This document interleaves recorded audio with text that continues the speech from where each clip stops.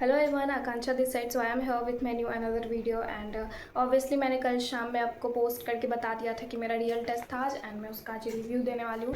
And मेरे कितने marks आ रहे हैं टेस्ट में, मेरा भी फेस क्या चल रहा है, मैं कितना रिवाइज कर रही हूँ और मेरा ऐसा टेस्ट वगैरह का एनालिसिस क्या हो रहा है। तो ओवरऑल हम सब डिटेल में बात करेंगे ताकि थोड़ा आइडिया लग जाए। एंड आई नो कमेंट करते हो आप कि आप लॉन्ग वीडियो डालो। आई अंडरस्टैंड, क्योंकि मुझे भी ऐसे नीड होती है कि मैं भी किसी का ऐसा थोड़ा समझूँ कि क्या चल रहा है। तो हाँ, तो मैं आज बहुत डिटेल में बात करूँगी कि मैं प्रिपरेशन क्या चल रहा है, कैसा चल रहा है, मेरे मार्क्स कितने आ रहे हैं एंड मेरे रियल टेस्ट में कितने मार्क्स आ रहे हैं। बट उससे पहले हम पेपर का रिव्यू देख लेंगे। एंड सबसे पहले अगर मेरा थोड़ा बहुत मेकअप दिख रहा होगा तो इग्नोर करना, क्योंकि मुझे अभी बाहर जाना है एंड मैं शाम में पता नहीं रिकॉर्ड कर पाऊँगी नहीं, डेट्स वाई मैं अभी इसको रिकॉर्ड कर रही हूँ। तो पेपर का बात करें तो पहली बात तो एक तो सेंटर इतना दूर देता है मेरे घर से, मेरा आधा दिमाग तो एग्जॉस्ट हो जाता है वहीं जाते जाते। फिर मैं वहाँ पे बैठती हूँ एग्ज़ाम सेंटर पे, तो थोड़ा ऐसा नींद सा भी आ रहा होता है कि अब इतने धूप से आए हैं, ऊपर से अभी कूलिंग कूलिंग सा लग रहा है, तो वो चीज़ हो जाती है। बट हाँ, पेपर का लेवल बहुत मतलब सही था। सही नॉट इन द सेंस कि टफ, ऑब्वियसली आज मतलब फिजिक्स में बोलूँगी कि काफ़ी मॉडरेट टू डिफ़िकल्ट था, ईजी नहीं था क्योंकि कैलकुलेटिव पार्ट था क्वेश्चंस में एंड उसमें थोड़ा टाइम लगा था मुझे फिजिक्स में भी। तो and by the God grace मैंने स्टार्ट किया था फिजिक्स से, तो मुझे ग्लैड है कि मैंने ऐसा ज़्यादा टाइम वेस्ट नहीं किया आफ्टर। हाँ, तो वो थोड़ा भी वीडियो में कट लगा था, कोई आ गए थे। हाँ, तो हम बात करें थे फिजिक्स का, तो जो कि मॉडरेट टू डिफ़िकल्ट था। बट हाँ सही है, मैंने ज़्यादा क्वेश्चन स्किप नहीं करे, कुछ 12 क्वेश्चन स्किप किए मैंने, ज़्यादा तो हो ही गए। एंड बाकी सारे मैंने अटैम्प्ट करे थे जिसमें कि मेरे 4 या 5 क्वेश्चन गलत हो गए हैं।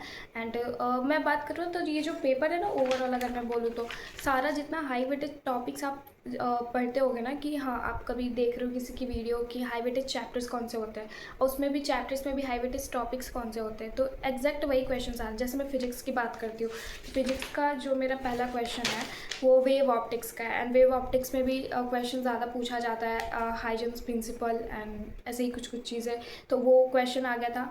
एंड क्वेश्चन नंबर 3 का बल्क मॉड्यूलस से था, जो कि हाई वेटेज टॉपिक है। एंड मे बी एक कोई मोशन इन अ प्लेन का क्वेश्चन था जिसमें कि प्रोजेक्टाइल मोशन का था। तो मैं ऐसा 2-3 मतलब मुझे ऐसा आइडिया लगा कि जितना मैं भी चैप्टर का या फिर क्लासेस में भी सर बताते हैं कि इस चैप्टर का ये टॉपिक से ज़्यादा क्वेश्चन आता है, तो पूरा पेपर उसी पे बेस्ड लगा मुझे। कोई भी ऐसा नहीं था कि हाँ कम वेटेज वाला टॉपिक से क्वेश्चन आया हो, मुझे सब लगा कि हाँ चलो ठीक है, इस पर लोग ज़्यादा फोकस भी करते, तो इसमें स्कोर करना अच्छा है इस पेपर में, स्पेशली फिजिक्स में। फिर केमिस्ट्री की बात करूँ तो केमिस्ट्री ओवरऑल बैलेंस था, मतलब ओवरऑल मॉडरेट था, इजी टू मॉडरेट भी नहीं बोलूँगी ना मॉडरेट टू डिफिकल्ट बोलूँगी, ओवरऑल ठीक था। कोई भी क्वेश्चन ज़्यादा इजी गया नहीं था, ना ही डिफिकल्ट गया हुआ था, एकदम पूरा पेपर बैलेंस था।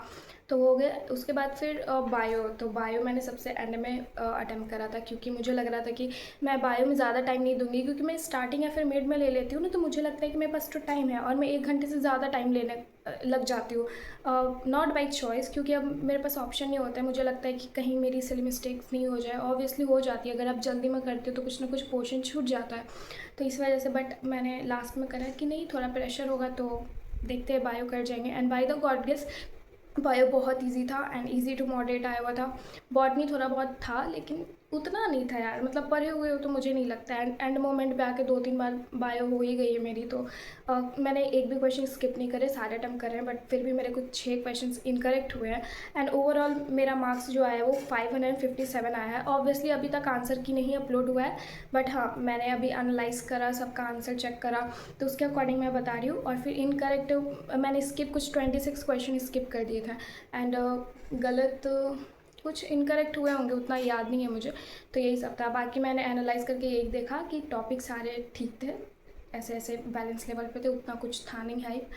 तो ये पेपर और मैंने अपलोड करा दिया है, तो जाकर के अटेम्प्ट कर सकते हो और थोड़ा आइडिया लग गया होगा कि मेरा क्या आ रहा है एंड फिर उसके अकॉर्डिंग आपका कितना आ रहा है। तो हाँ, और ऐसे भी मैं कोई ऐसी टॉपर नहीं हूँ कि मेरे जितने आ गए तो बहुत अच्छा हो गया। ऑब्वियसली मैं तो खुद ही मॉडरेट हूँ, 557 कोई अच्छे मार्क्स नहीं है।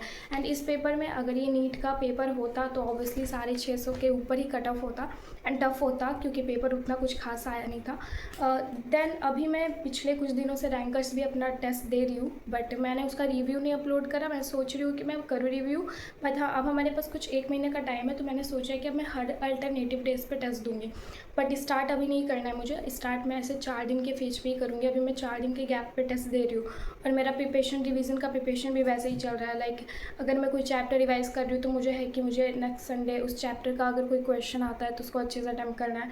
तो यही ओवरऑल चीज़ है, एंड उसी के अकॉर्डिंग मैं अपना कर रही हूँ सारा कंप्लीट। तो हाँ इतना ही था, एंड होप आप लोगों की प्रिपरेशन अच्छी चल रही होगी। और बाकी मेरा रिव्यू फिर से मेरा नेक्स्ट संडे को वापस से रियल टेस्ट है, तो मेरे पास 6 दिन का टाइम है रिवाइज़ करने का। तो इस बीच में मैं कैसे रिवाइज़ कर रही हूँ तो वो मे भी अभी बता सकती हूँ मैं।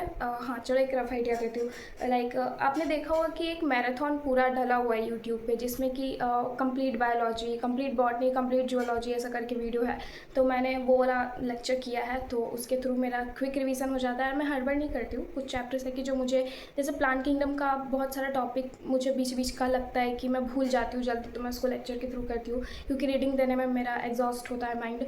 उसके बाद फिर मेरा फिजिक्स का अगर मुझे करना हुआ तो मैं बस हाई वेटेज चैप्टर्स को ज़्यादा ये करती हूँ। जो चैप्टर मुझे लगता है कि मेरे वीक रह गए हैं अभी तक, तो मैं ज़्यादा कमांड नहीं कर रही हूँ। मैं सोच रही हूँ कि छोड़ो अब रह गए हैं तो अब जो है स्ट्रॉन्ग उसको करते हैं, अपना मॉक टेस्ट में स्कोर बढ़ाते हैं। एक बार बढ़ जाएगा फिर एंड में सोचेंगे, नहीं तो अभी बहुत कुछ चीज़ें हैं, प्रैक्टिकल केमिस्ट्री है करने को, और भी बहुत सारा पोर्शन है, तो हम एक जगह टाइम वेस्ट नहीं कर सकते। तो यही था अभी के लिए, एंड आई होप आप लोग की प्रिपरेशन अच्छी चल रही होगी। पर आप लोग भी अपना भी टेस्ट का स्कोर बताओ, कौन कौन सा टेस्ट दे रहे हो उसके साथ, एंड फिर मैं भी ट्राई करूँगी, मैं भी वो टेस्ट दूँगी। एंड हाँ आएगी टेस्ट में जब भी दूँगी उसका रिव्यू आएगा एंड मैं बताऊँगी आपसे। तो दैट्स द थिंग, एंड मिलते हैं नेक्स्ट वीडियो में नेक्स्ट अपडेट के साथ। Bye bye.